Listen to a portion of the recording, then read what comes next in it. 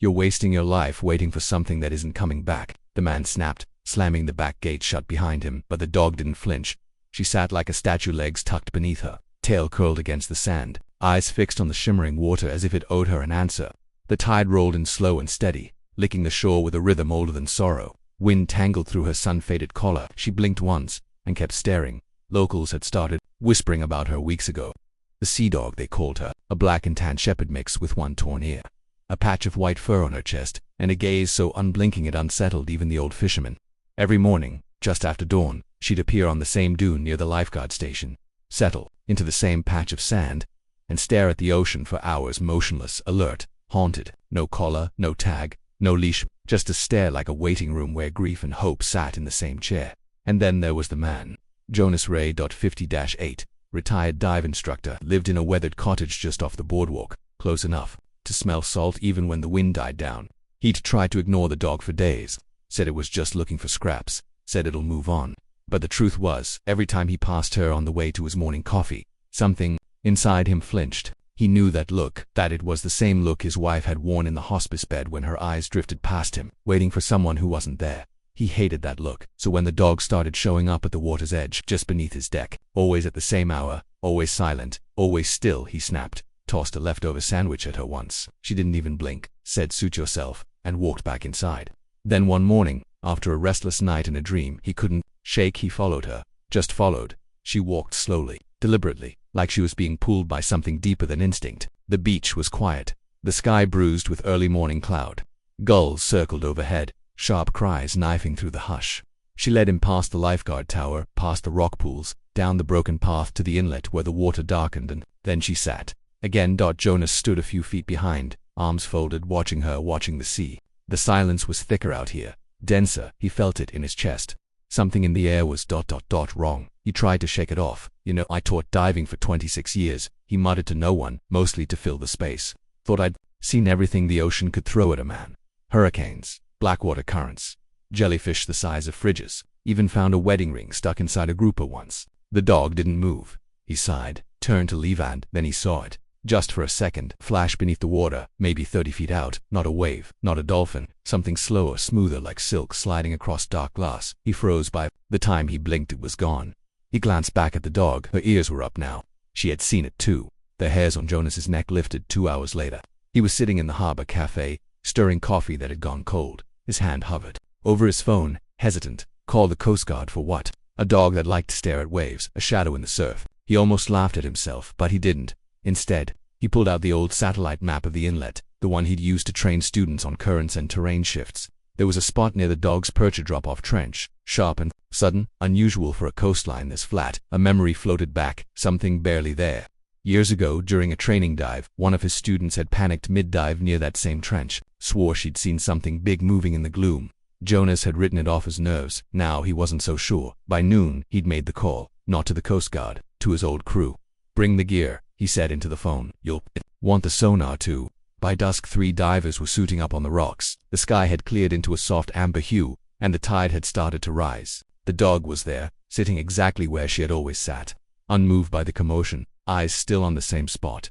She's pointing at something, muttered Elsie, the youngest diver. I swear it. Jonas just nodded. They descended as the light began to fade, the sea swallowing them in a hush that felt ancient. 15 feet, 20, 30. The trench opened below like a mouth, and then the sonar pinged.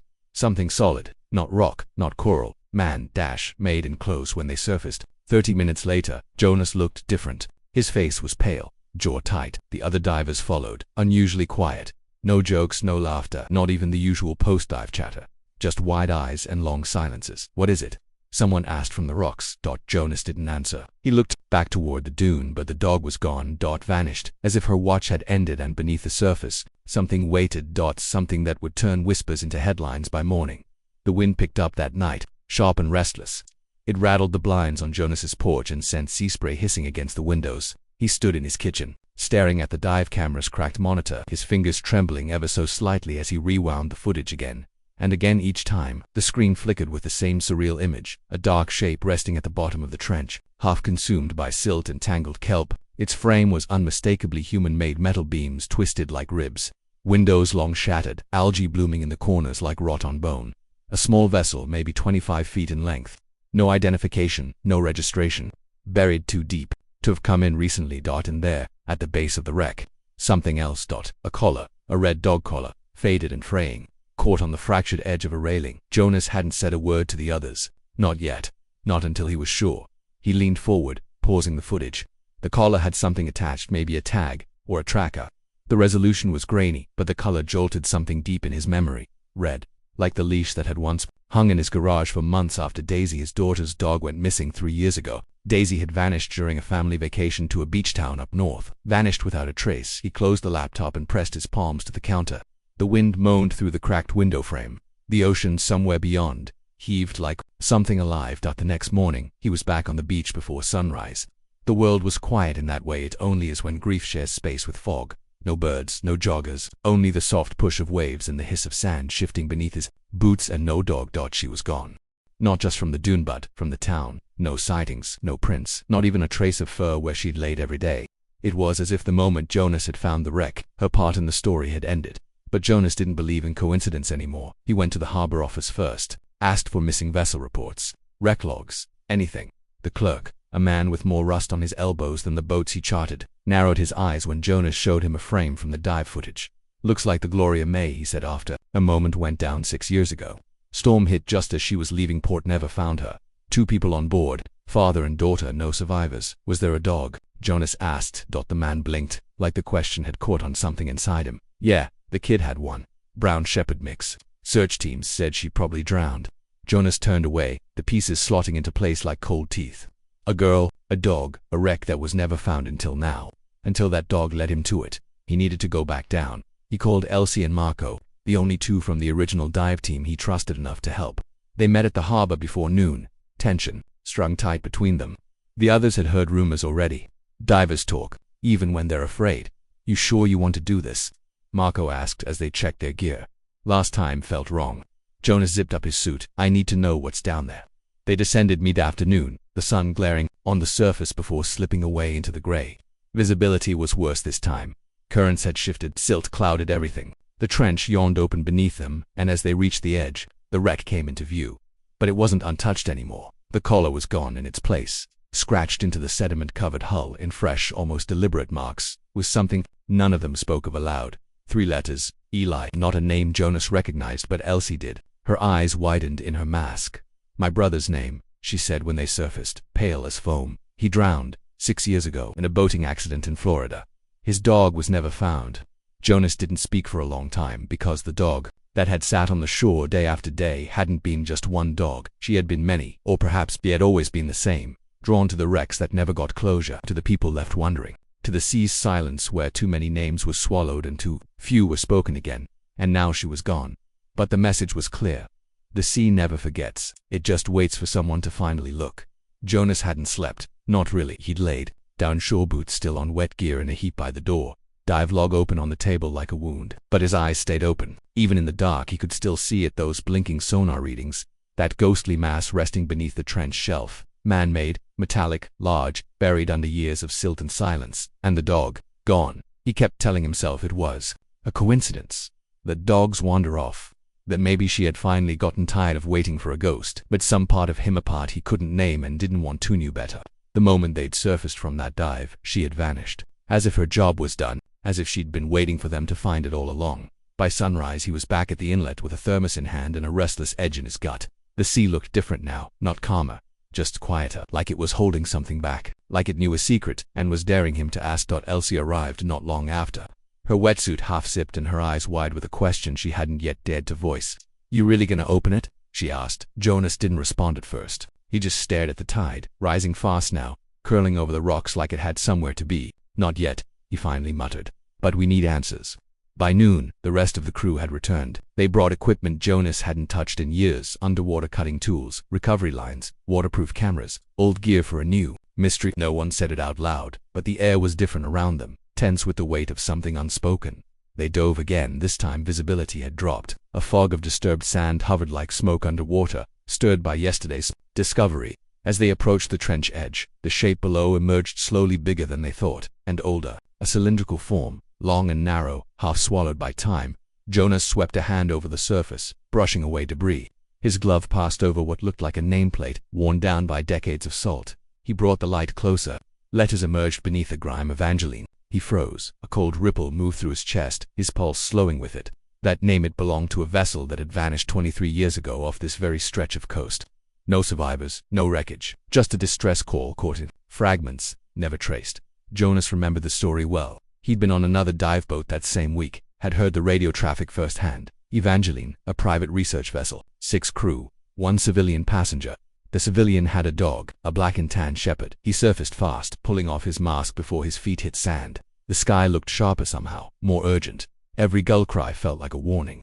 He didn't wait. For the others, he ran back to the harbor cafe, heart hammering, memory buzzing like static. It took 15 minutes to find the article. He knew the name of the civilian passenger, Claire Hallberg, 28, marine biologist.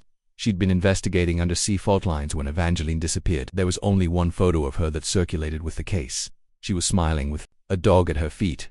Same torn ear, same white patch, same unblinking eyes.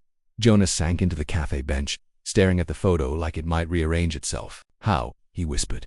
How is that dog still alive? He didn't have time to think, because outside, down the boardwalk, came the sound of barking, short, sharp, urgent. Jonas shot up, coffee spilling across the table, and ran. There, she was at the inlet again. The sea behind her was churning, darker than before, as if something old was shifting beneath the surface. The dog paced now, ears high, hackles raised not in fear, but in warning. Jonas followed her line of sight. Farther down the beach, a group of teenagers were dragging a kayak toward the waterline, unaware, laughing. The dog barked again, and Jonas understood. This wasn't just about the wreck. It wasn't about closure. Something was active down there.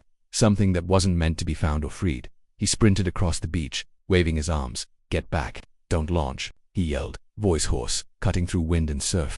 The teens froze, startled. A moment later, a deep rumble rolled beneath the sand. Subtle but unmistakable.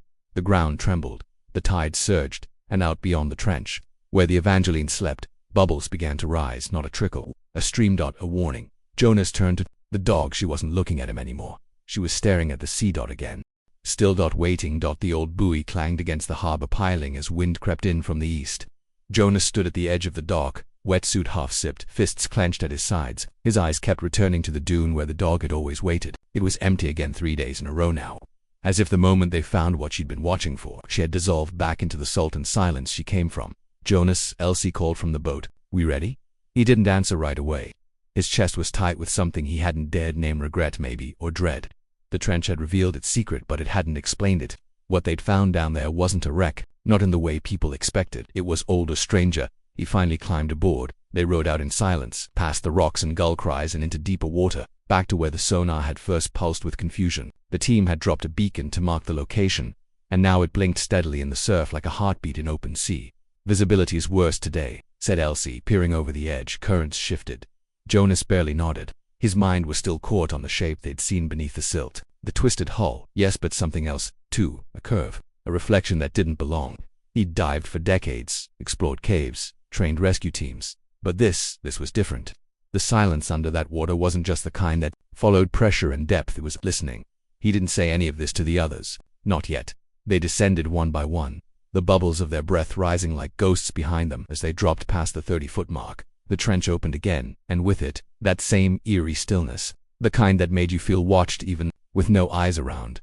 Elsie reached the site first and signaled. The shape was clearer today, some of the silt having drifted in the tide. What they saw confirmed what Jonas had suspected since the second dive.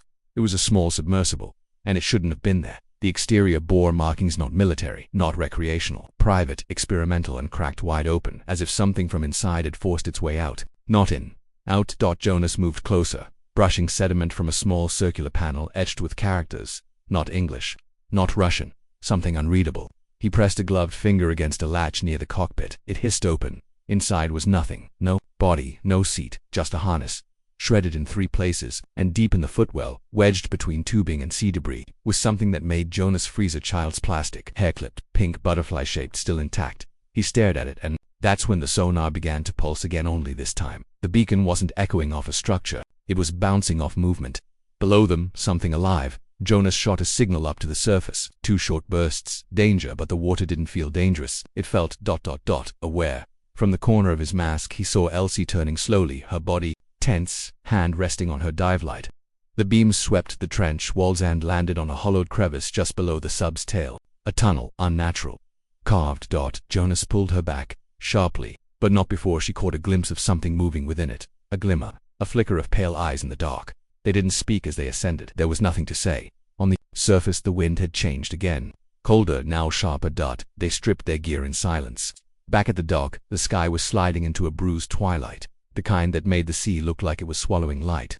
Jonas didn't even bother to change out of his suit. He just walked barefoot, dripping down the path that curved toward the dunes. She was there, the dog, back in her place, still unmoving, staring at the water again, as if she'd never left. But this time she turned her head to him and held his gaze. It lasted only seconds, but it shook him because in those eyes he didn't see the blank patience of an animal. He saw warning, grief, and something close to apology. Jonas stood frozen as the last sunlight disappeared behind the waves. Somewhere out beyond the inlet, something ancient and breathing shifted in the trench, waiting. And beneath the surface, the mystery wasn't buried.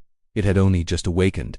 Jonas had always believed the sea held no secrets from him. He'd made peace with its temperaments, studied its shifts, even learned to read its silence.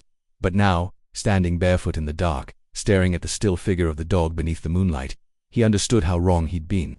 Some things the ocean didn't give back, not completely, and some things it never let go of at all. He crouched beside her in the sand, quietly. She didn't turn to look at him this time. Her eyes were locked on the water again, like they had always been. But something in her breathing had changed, slower now, more fragile, as if the thing she had waited for, watched for, warned against, had passed. "I saw it," Jonas whispered. "I don't know what it was, but I saw it, and I think you did too, long before anyone else did." The dog let out a small, trembled breath. She blinked once. Then, without fanfare, she laid her head down against the earth, her body curling into the shape of final rest. He didn't touch her. He just sat there listening to the tide roll in and out, like the long, steady rhythm of something eternal. By morning she was gone, no paw prints, no tracks, just a slight hollow in the sand where she had lain and the quiet, gentle hush of waves returning to shore. Jonas didn't speak about what they found in the trench again, not publicly. The authorities were vague when they sealed off the inlet, citing submerged hazards and unstable wreckage. The media tried to spin it into a story about a lost research pod and a missing family from decades ago, one that no one had cared to investigate until a diver stumbled across it by accident. But that wasn't the truth. Not all of it. The truth was there had been a presence beneath the water, a watching, waiting intelligence, one that hadn't forgotten the child who once clung to its metal ribs with a plastic butterfly clip in her hair, one that stood only when that story, that bond, that grief was remembered again, watched for, waited for, loved. Jonas left the coast a week later, sold the cottage, donated his dive gear, moved inland to a small house surrounded by trees. But every night before bed, he poured a bowl of water and placed it outside on the porch, beneath the stars. Not for a pet, not for superstition, but because he knew some things return not always in the shape we remember, but in spirit. And if she did return watching once more, waiting by some other shore, he wanted her to know someone had seen, someone had stayed, and someone had finally understood.